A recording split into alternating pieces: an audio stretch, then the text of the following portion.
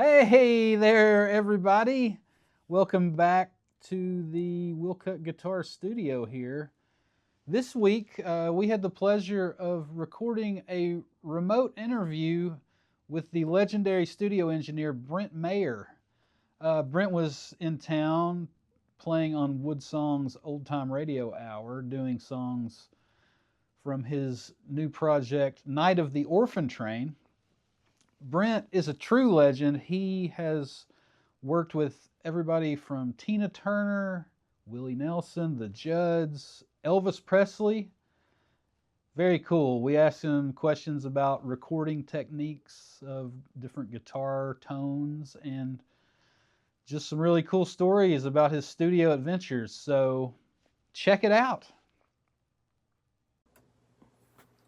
So the whole inspiration from writing this, what we call it a musical novel, Night of the Orphan Train, it happened just, I guess you could call it luck, or you could call it divine intervention. Um, I'm sure you could find out some other things to call it, but I was just driving down Interstate I-70 with my wife back to Nashville from Colorado, and I see a road sign. And this road sign says, "Stop here, visit the Orphan Train Museum in Concordia, Kansas." Well, we didn't. We just kept on going. But we went to their website and we started learning about part of our country's history that we do nothing about. And this was during a period of time from the mid 1800s up until the 1920s that there were, at any given time, thousands and thousands of homeless children living on the streets of New York. And it was almost what they call an epidemic. Well, this Methodist minister, William Loring Brace, came up with this idea about all of these immigrants that are coming into the country, and basically most of them are heading west. Maybe they could use an extra child. Maybe they could use a little girl they couldn't have, or a little boy they couldn't have. And, well, we have them. They're on the streets everywhere you look. So he came up with this idea of contacting somebody, let's just say in Topeka, Kansas, maybe a church there, and saying there is a boxcar full of 50 kids that need to be adopted. Come by the church, get yourself vetted, so to speak, and show up at that train station. Look at the kids that are getting off, pick one out. There's your family. And as crazy as that sounds, over the next 50 plus years, that organization called the Children's Aid Society took 250,000 children off the streets of New York City into every single state in the Union. And some of the kids found beautiful homes, loving families, and unfortunately, some of the kids, it was no more than slavery. And then some kids saw what was going on and said, I don't want any part of it. And as soon as the train would slow down, they'd jump off it. So after reading about that, it had a profound effect on me. And really, I guess it was around St. Louis I started writing a song and had the first verse and the first chorus pretty much done. And the next day, I was working with Trey Hensley and Rob Ikes, and I played them a little bit of that song that I had going, and they just loved it. Couldn't believe the story. And we finished that tune. Well, in that song, I had given birth to three little characters, a little girl, two boys around 11 years old, Caroline, Billy, and Jacob. And we built that song around those three kids. And when it was done, that song had pretty much given birth to 19 others, and a whole story started to unfold. And I wound up writing this musical, which is now an audio book called Night of the Orphan Train. It's available on Audible and, Barnes and Noble and Amazon, everywhere. And it's doing quite well. But the whole thing, the whole inspiration came from just seeing a road sign. After writing the tunes, we needed to record them. And we had some number of friends of ours and artists that we work with that were thrilled to be able to sing some of these songs. And but the toughest part was going to be to find young people, because Act One of the story is kids that are around 11, 12, 13 years old. And that was just almost a miracle of how that fell into place and how difficult I thought it was going to be. So one morning I come into work, and Charles, our engineer here, uh, says to me, Brent, I think I found this girl who's Caroline. And Caroline is one of the main actors, in the story. And I said, really? He said, yeah, this 12-year-old girl came in, and she sings Hallelujah with her parents as a Christmas present to some friends and things like that. He said, Brent, she sings like an angel. And I said, really? So anyway, I said, did you mention the Orphan Train to her? He says, oh, yeah. He said, are they interested? She says, Charles says, yeah, sure, of course. So we had this one tune called I'll Hold You in My Heart. And I told Charles, if she'd like to, have her come in and let's have her sing this one tune. And if she can nail this, everything else will be easy for her. And she comes in about a week, sings the song, and it's just absolutely perfect. And so she was the voice of Caroline. And then I talked with my friend Joe Robinson, who I was making a record with at the time, saying that, well, I've got the girl covered, now I need two boys to be the voices of Jacob and Billy. And Joe says to me, well, I think I've got you covered there. And I said, what? He said, yeah, there's a family band that just moved into Nashville, the French family band from Australia. They're dear friends of mine, and their children are the exact right age to sing these parts as far as Jacob and Billy would be, and any other kids. So they came in and sang a couple tunes, and they were perfect. So what I thought would be so difficult, it just fell out of the sky almost. And so that took care of Jacob, Billy, and Caroline. And then Act Two, when they're older, one of our artists and writers here, Shannon LeBrie, became Caroline. Joe Robinson actually became Jacob, and Jason Eskridge became the adult Billy. And that's how all that fell together. And so who was it that was Caroline's part that you discovered that came into the studio and sang? What was her name? Oh, yeah, Brooke. Yeah. Brooke Spencer. Yeah, Brooke Spencer is the girl that plays Caroline, and she just did great. As far as having a sort of a Pacific sound that I might be known for, I'm not too sure there is one. I've never intended there to be one, because I've always felt that it's my job to let the artist have their Pacific sound, and then it's my job to help fulfill that. But I will say with the Judds, it was sort of my idea to base most of the music around acoustic guitars and let their voices really shine on top of that. Then fill the gaps in with bass and drums and piano, steel, dobro, stuff like that. So that was sort of the signature sound for the Judds.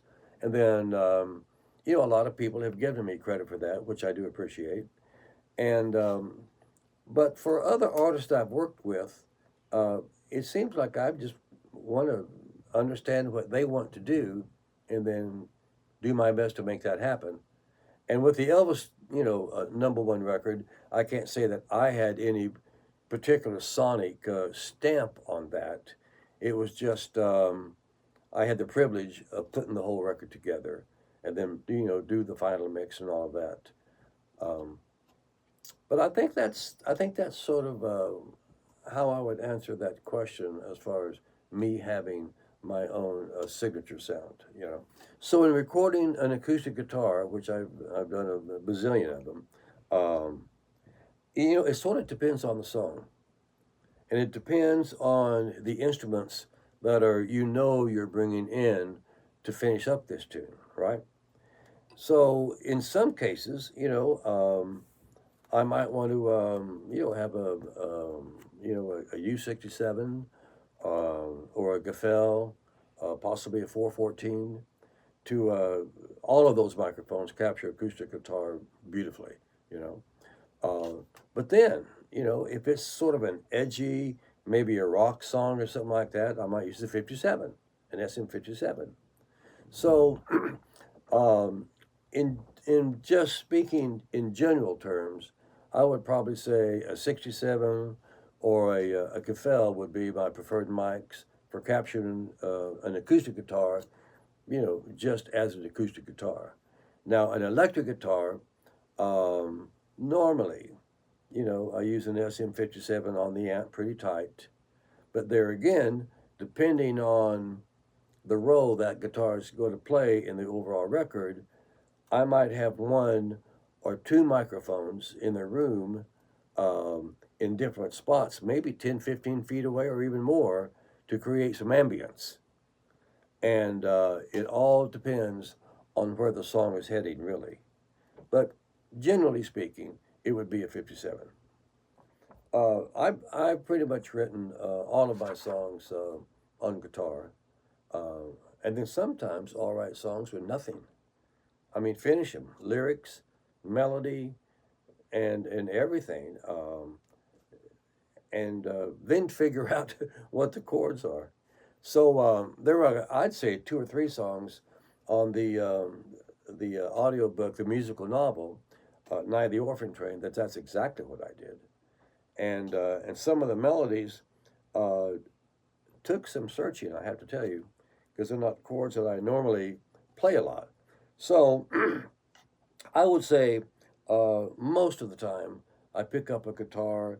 I may have an idea when I sit down and like a title to work around, um, and then just it kind of happens at the same time. Really, that's probably how I've written most of my songs. Well, I don't really record my own parts. I hire somebody to do it. Well, I'd say that the biggest change that I've seen in the recording industry is all the technology that's happened in the last 20 years that allows people not to walk into a facility like this, but to record their music and their records at home. And if they do come in here or studio like this, it's basically to record drums live and things like that. But then they'll go home and do all of their overdubs, all of their vocals, and which has had an impact on the recording studio business for sure. And some of the records that are made in that environment are, I mean, they sound great. Now, overall, do I feel that it's had an effect on the quality of the music, in the big picture? If you would talk to a lot of really sort of high profile mastering engineers, they would probably say no. A lot of times when they get mixes and things in that are coming from, people that aren't pretty new to the business or things like that, there's a lot of work that they have to do to get the standard up to where you would want it to be. So it's a double-edged sword, You have the opportunity to create whatever you want to create, and you can afford to do it because it's in your own house. But then, do you have the expertise to record things at the level that they need to be recorded at? And so that's the big question. And it's a learning curve, it's a learning curve. So I would say that overall, that's sort of the biggest impact that I've seen on the industry in the last 20, 30 years. As far as vintage mics versus replications of like a 67 or a C12 or microphones like that. The vintage mics, and here's the big if they are maintained, if the tubes are in great shape, and if I had the opportunity to use a vintage or a replica of like a 67 or something, I'll tell you what I'd do. I'd A-B them. I would have an acoustic guitar or maybe even a vocal and have both of those mics set up, pick the one that sounds best. In the case of recording Kathy Mattea's album that we actually won a Grammy for years ago, she really wanted to do a mic shootout, and we did. We had vintage Telefunkens, we had all sorts of new microphones, and we wound up. We had a vintage C12, and then we had a new C12, AKG C12, and there was no doubt about it. The newer mic was the better mic. And so that's what we used on her record. And it was a bit of a lesson for me, too, saying, just because it's old doesn't mean that it's absolutely perfect. So I pretty much will, if I have the opportunity, to A-B the mics that I want to use, especially when it comes to vocals. In working with Willie, first of all, it was such an honor, and especially the record that we made that was Willie, Merle Haggard, and Ray Price, which was called The Last of the Breed record, and one of the singles off that between Willie and Merle won a Grammy too, so that was rather sweet. And recording Willie's guitar, Woody's guitar is all about the vibe and how his attachment to that instrument, right? And also he likes to have it plugged into an amplifier. He's got a big old, I think it's a Silvertone amplifier, and he likes to have the amp mic'd, and he likes to have his guitar mic'd.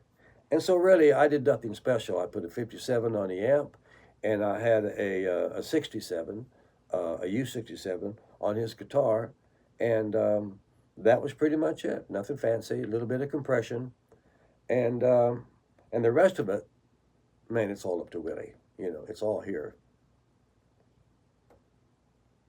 Well, I'll tell you what, it was just a couple of weeks ago that I had the opportunity to take up to Lexington and do the WoodSong radio show. Something I'd never done before, and something I don't think they've done before, to where they've taken a whole ensemble of different artists, and they're singing all the songs off this musical that I've written. And it was such a unique experience, and we brought in a lot of the talent that actually sang on the soundtrack, Brooke Spencer, and my gosh, we had Megan Taylor and her children. They call them the Kiddos, and they are just absolutely wonderful. Fats Kaplan, who plays with everybody in town, came in and played mandolin and fiddle. I played guitar. And Jonathan set the songs up for us and was asking me about where we were at in the story and when the song was about to appear on stage. And he did just a wonderful job. And it was just, it was such a great experience. And I loved it, and the players loved it, the singers loved it, and the audience loved it. So it was, I'd like to do some more of those, really. It was a lot of fun.